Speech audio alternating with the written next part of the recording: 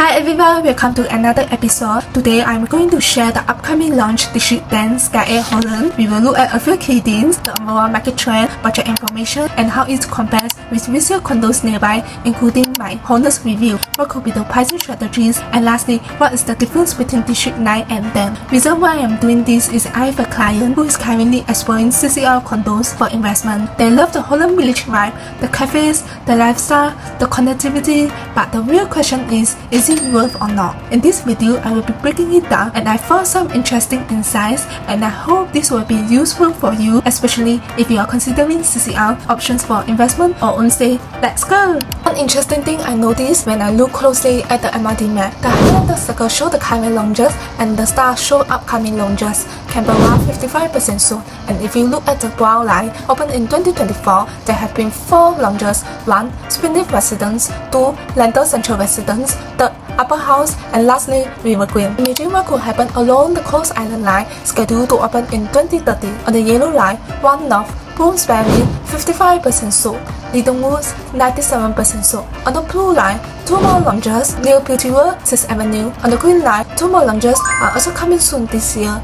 Are we actually spotting an opportunity here? From 4 July 2025, the SSD will be extended to 4 years. What does this mean? Less owners will sell right after TOB in 2028. This means less sub-sale supply and increased number of MOP flats. Prices will increase. What is the government objective to increase the duration of holding to 4 years? Their concern was number of transactions for no computer increase, and they are controlling volume and prices. Yes, it's a form of cooling measure, but it's not a direct impact measure. The government encouraged longer term holding instead of 3 years flip to prevent price going up. But a 4 years holding period will help our supply, as our PUC ready supply will drop from 2027 onwards. Indirectly, this allows consumers to hold towards a low supply period. Therefore, prices will still go up. The time goes up to 2029 when TOP supply low and MOP goes up, but still not enough for OCL and RCL, and also good for CCL as there is no supply in 2029.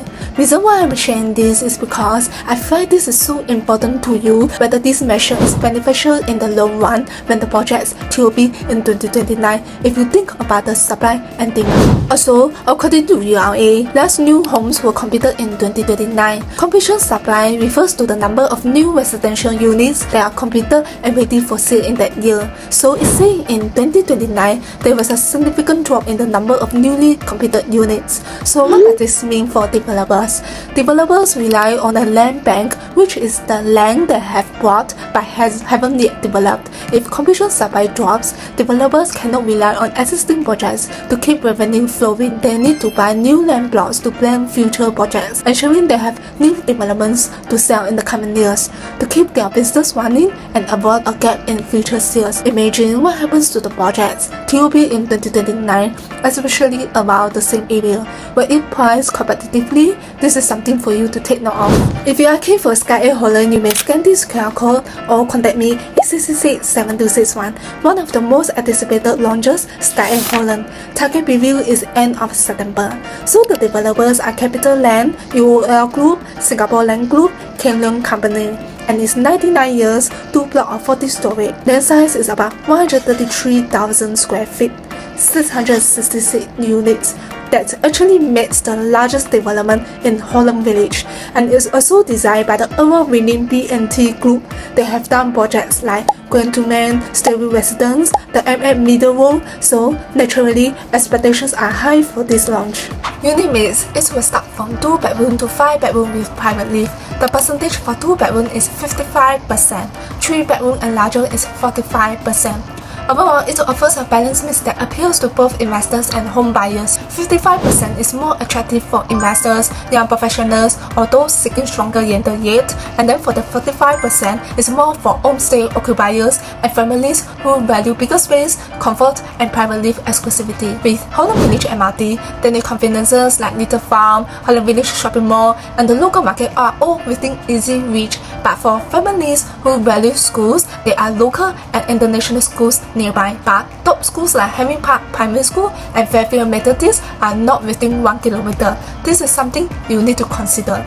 Looking at the map, you will see a nice mix of condos and rental homes around Holland Village. Within just 1 kilometer, there are at least 5 resale condos and 9 GCBs. It's definitely a high-end neighborhood. It's not just about location, it's about the lifestyle that comes with it. According to URA's master plan, Holland Village is set to retain its unique identity with new park spaces, complementary new buildings, and charming within streets designed to attract even more visitors. I personally visited Holland Village a few times and I really enjoyed the vibe because of the full of characters and appeals to both locals and expats. Looking ahead, there is also an upcoming HDB project, prime location housing (BTO), expected to TOB in 2029. BTOs often bring upgraders, amenities, and convenience to the whole neighborhood. This is something that could further boost property values and rental demand in the future. Another big plus is the Holland Village proximity to One North, home to JTC Launchpad. These hubs are full of technology, media, and biomedical companies, which means a growing pool of highly skilled professionals looking for homes nearby. And that's why I'm sharing this, is because if you are looking for investment, it's not just about the condo itself. Also need to understand the surroundings, who are the potential tenants, why will tenants will choose to stay here. For example, the nest in the east, and most of the tenants were aircraft engineers or air stewardess working at Changi. Likewise, for Holland Village, the tenant pool is likely to come from One North professionals and the international crowd who love the lifestyle here. Looking at the master plan, Skye at Holland sits on a 4.7 block ratio site. Its nearest competitor is One Holland Village Residences, which is also a 99-year project. You will also notice 2 yellow sites, and what does that mean? Basically, those are reserved sites. They could end up being residential, commercial, or even a mix. But right now, nothing has been confirmed. Now, the big question, could Skye at Holland be the last block in the area? Maybe not the very last, but it could be the last block that is close to the Holland Village MRT in the CCR. With projects like One Holland Village Residences and 15 Holland Hill already sold out, there isn't also much new supply nearby. There is also another site still under detailed planning, which could eventually turn into a private or public project, but nobody knows what happens in the next few years. But one thing for sure is that this area could evolve even further due to the vibrancies and charm, like a tourist hotspot right in the heart of Holland Village. Also, Holland Drive GIS site, Skye at Holland won the tender at 1,285 PSI PPR, which was the highest out of 3 bids submitted. As compared to the past GIS site at CCR, they have gone at higher land prices, around 1,500 PSI PPR to 1,700 PSI PPR. If you look at the recent launches, CCR River Green 1,300 PSI PPR and CCR Upperhouse 1,600 PSI PPR, and the last 2 projects is close to 1,300 PSI PPR. So, with the Holland Drive site inquiring at 1,285, the future launch pricing is likely to be positioned very attractively against these CCR benchmarks, while still appealing to both home buyers and investors. Look at the upcoming GIS sites in the CCR, Holland, River Valley, Duneer. Land costs are clearly rising up. River Valley Green Parcel A 1,325, Holland Link 1,432, but the Skye at Holland 1,285. So what does that mean? Higher land costs usually translate to higher launch prices, but again, a lower land price doesn't always mean a lower launch prices. Developers still factor in rising construction costs, inflation, and profit margin. The key is demand. River Valley Green Parcel A is already 88% sold, showing CCR demand, especially from HDB upgraders. From 2020 to 2025, there are 6 resale condos that comes every 2 or 3 years along the way. This means there are always fresh options nearby, helping keeping the area lively and attractive which supports demand. In 2025, One Holland Village Residence average price is 2,981 PSF. So, what could be the estimated launch price for Skye Holland? And you might wonder, why am I not comparing directly with freehold properties nearby?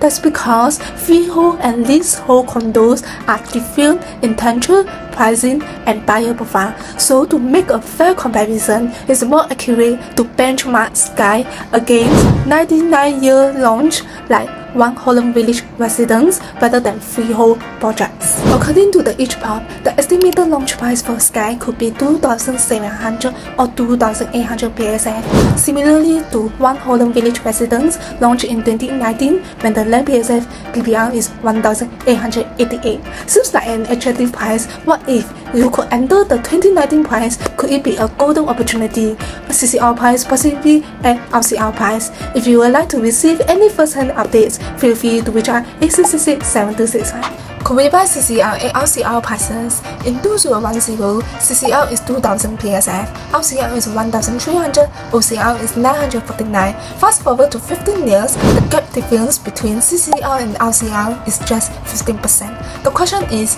this a safe opportunity for you? Of course, there are future supply factors to note. Holland Blend near 6th Avenue has about 700 homes coming up, and Tough City will eventually add more. As compared to Skye and Holland, launching now with limited supply nearby, could it be safer with limited competition? For the LCR, land price is high and further away from MRT stations, so there's another factor to consider. As One Holland Village Residence is a mixed-use development, so this whole part is part of 291,000 square feet. To compare fairly with Skye, I divide by 2 for the land size to exclude the retail and office spaces, which gives me 493 square feet land per unit. Overall, comparing with Skye, land size is about 133,000 square feet, so it's about 200 square feet land per unit. Why this matters? Because land per unit tells us roughly how much land is shared by each home. So as you can see here, Skye has a higher density, smaller land area than One Holland Village Residence. So if you notice OHVR median price, the bigger the unit, the higher the average PSF. So could we possibly go back to 2019 prices for Skye?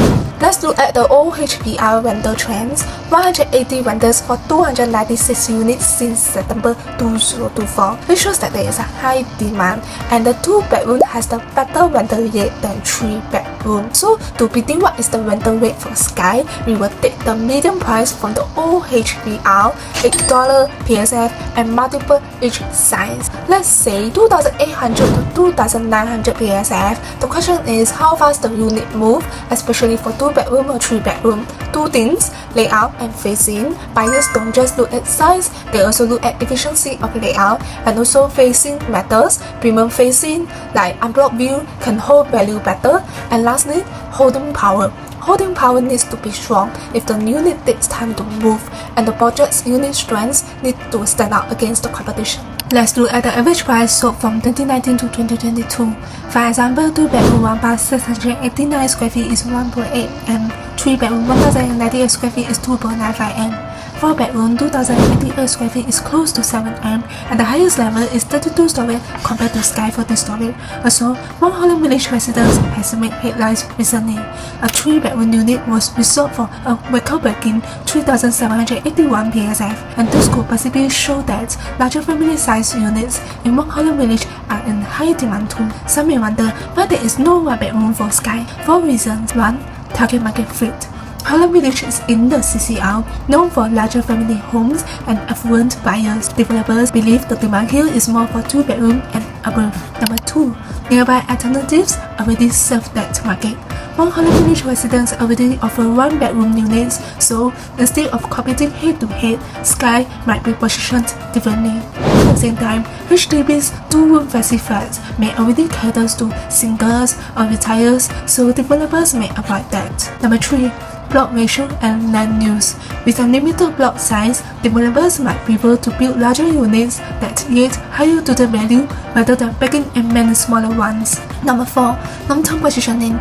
Larger units tend to attract owner-occupiers who are less price-sensitive compared to investors. So in terms of facing, both are quite similar. So let's assume the block facing is horizontal.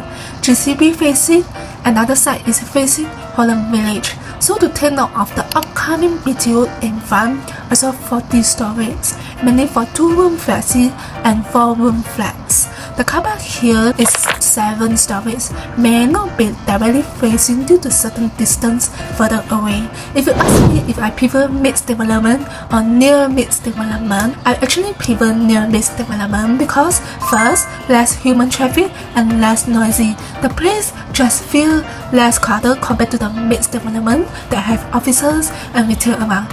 Secondly, I also prefer more exclusivity, especially facilities are purely for residents only compared to mixed development that could be shared. Thirdly, maintenance fees could be lower because there are less big facilities to upkeep. Lastly, the market is more home feel and less commercialized compared to a mixed-use development. Another interesting question is whether mixed development or near mixed development which is more profitable.